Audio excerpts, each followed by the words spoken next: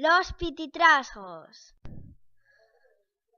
Va unos meses na granxa de Eva y Pepín, que está nun pueblo de Sobrescobio, unos pites pusieron a mon dos huevos fecundados.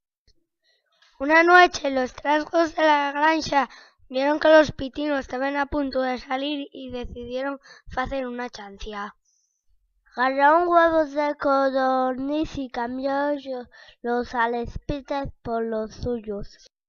Llevaron los huevos hasta el furaco la casa y decidieron acabar de incubar los pitinos.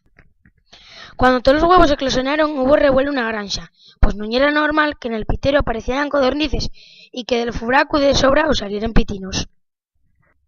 Los pitinos que yeren fíos de los trasgos llamábense Prieto, Jaimín, Ben y Linda. Cuando crecieron, convirtiéronse en los maestros de la granja. Vivieron un montón de aventuras de les que Pepín y Eva estaban un poco fatucos.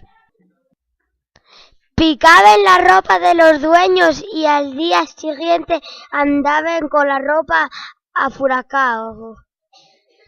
Por la noche faen ruidos para asustar a todo el que quería dormir.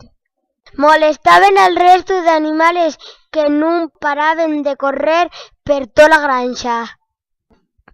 Y lo peor, dedicábanse a picar el saco garbanzos para que quedaran esparcidos por la cocina. Y entonces Eva y Pepín resvariaban todo el rato.